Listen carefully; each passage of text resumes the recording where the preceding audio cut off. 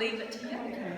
Well, what I'll do is I'll just tell you what I think is interesting about the house, and please just interrupt me and ask me questions, because I'd rather it was a conversation, and then I'm going to tell you what you're interested in instead of just telling you what I'm interested in. So I have pulled a set of the plans here, so have a look through those if you want to see the construction. The steel framing, it was quite an interesting story when Nick Collins from Beacon Pathway approached me to design a house out of steel framing for New Zealand Steel and a group of industry partners who were doing research into how to make steel framing work better. And it included New Zealand Steel, RFS, who were a steel framing fabricator, Insulpro, who make polyester insulation, Resine, and Fletcher Windows, who made all the thermally broken windows in the house. So they had got together and decided they'd all contribute to making this exemplar home, I suppose.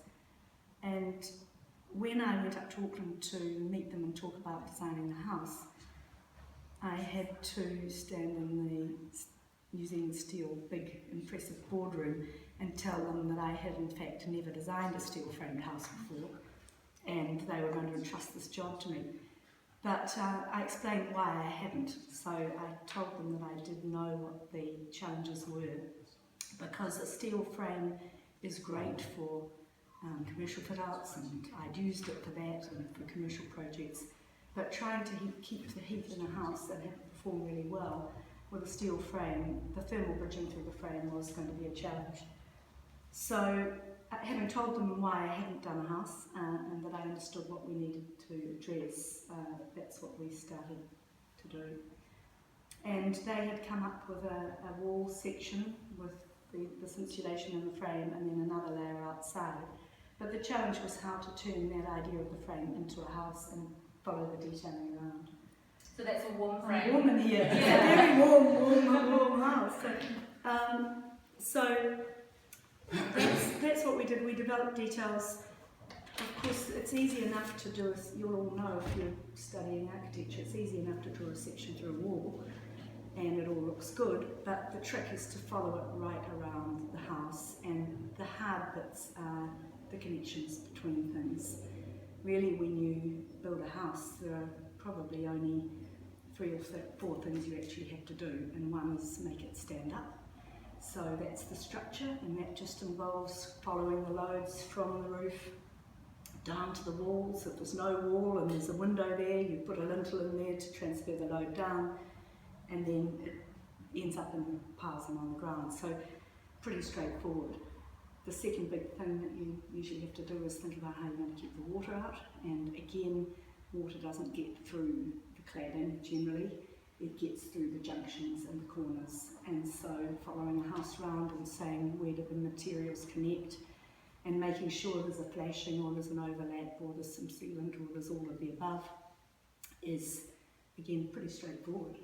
And gravity doesn't change and wind and rain don't change, so it's not that complicated. It's just thinking about it and doing it carefully.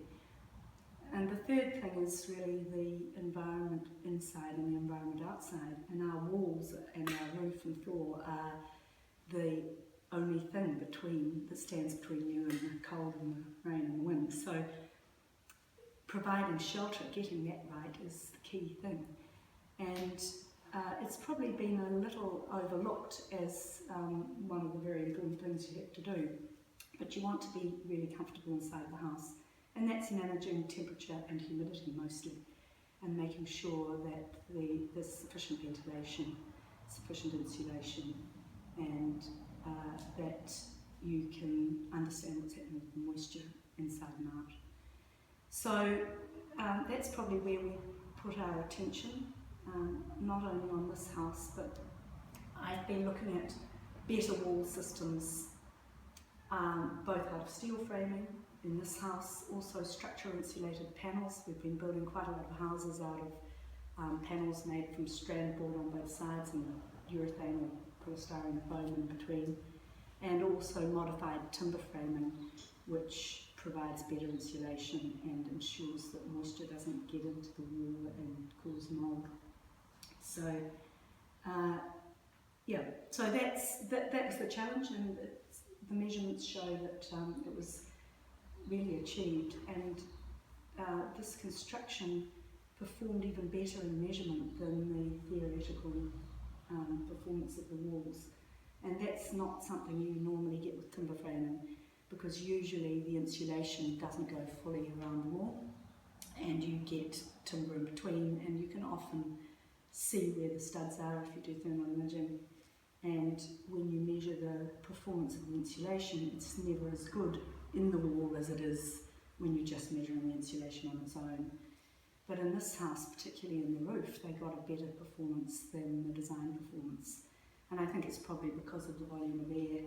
We've got a scissor truss in here, so the outside angle of the roof is 10 degrees bigger than the inside angle. So that creates a lot of room for insulation in the middle and for surfaces to run and things. And it still gives us the volume inside. So that's worked quite well, and it's a cost-effective way of providing some bracing across this way, because this is a long, thin room. Yeah, so that's pretty much it. The windows are all thermally broken. The important thing with that is to line the thermal break up with the line of the insulation. So typically a lot of people put their windows right on the outside, face fixed on top of the cladding. Even if you have a really good window, that leaves a gap right around the edge that the warm air can get out. So by recessing them, you get a little bit better performance. That hasn't been done on every house, but it's important to do it. I don't know, what would you like me to tell you about the house? Is there anything? I have some questions. What do you want to know? Anything you'd like to know? That was really great, Anne. That was a lot of information in the Well, it's a fully insulated slab as well, so we've just tried to wrap, basically, like putting a puffer jacket on, basically wrap the whole thing right round and try and get the heat out. In fact, as you see, we have to open the doors to get it out. This house doesn't have a vapor barrier in the walls. One of the reasons for that, putting a vapor barrier in a timber frame wall, is to stop warm, moist air getting into the wall and condensing and rotting the wall. Here, because the studs were measured to be almost the same temperature as the inside, there's no chance for condensation on those studs. So, and also steel doesn't rot either, which is helpful, but we've been able to allow the moisture to move through that warm wall, and that's what it does. So usually when I have a house, one of the early decisions I make is this going to be an airtight construction, in which case we put a heat recovery ventilation unit in the house, typically what we do with a SIP panel house. And otherwise, is it not going to be airtight, and you're going to accept that there's going to be some movement of warmth and moisture through the wall. So, yeah, but don't do half and half. The worst thing you can do is make an airtight house and then not provide the ventilation. I don't know. What else What's to the tell you? key for you to decide whether you're going to do an airtight house or a not airtight house? The first thing is where it is. Right. I'm doing a lot of work down in Wanaka and Queenstown Lakes, and it gets really cold, so it could be -2 or -5 outside. So that means that if we don't make it airtight and you've got a warm 20-degree air inside the house, it is going to move into the walls. And so if it's a timber frame, we put a vapor barrier on the inside, and generally that's how we do it down there. If you're up somewhere like Auckland, where it's much more humid and the balance between the humidity outside and inside is more equal, then maybe the need for that is different. So it's not just one rule. And if you're designing in the desert somewhere, you do it completely differently from if you're in a really humid climate. So it's thinking about where you are is the main thing, and then the occupation of the building. Yeah. Thank you very much, Anne. And it's amazing to see this house and have this house on the tour. So thanks for being part of it. And it's interesting how the houses, how the similarities, and what you do is really interesting and really good, and just seeing some of the other homes and the similarities with like-minded people that are actually clicking onto the same things, and even just seeing what we did last year in the Exemplar's home tour and the homes, and comparing it to this year's homes. There's a big advancement in just 1 year, so things are changing rapidly, and it's really interesting. It's a lot more demands as well. People are interested and people wanting to know more information about how to build better. Yeah, I think people are better informed as well as being more interested, I've noticed. And you're right, the same people pop up around trying to make houses better. Yeah. Every time I go to a conference or give a presentation at some event like that, I look around the room and the faces are familiar, and I think that there is a danger that we just, Dan, hi, this is Dan the builder. Those of you who haven't met him, I think you're all there. Yeah. We call him Super Dan. So I'm going to have to go off to another house, but I'd just like to give you a gift. This book here. Thank you. It's got the 10-star home in it that you looked at. I think you had a look at that last week. Yeah, I did. And, great. Yeah. Thank you very much.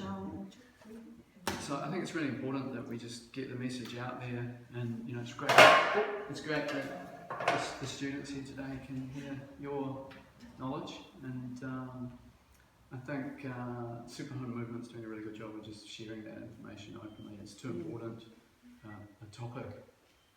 Healthy homes. It's really a health issue, and it's too important to have sort of trade secrets and bottle it up. So it's great to just share that information openly. Something I think I've noticed at these conferences, and I've been talking to the Eco Design Advisors last week, and there was the Prefab Conference and Passive House Conference, and I look around the room, they're the same group of interested people in them all, and I think it would be great if some of those sorts of presentations could actually happen at the university.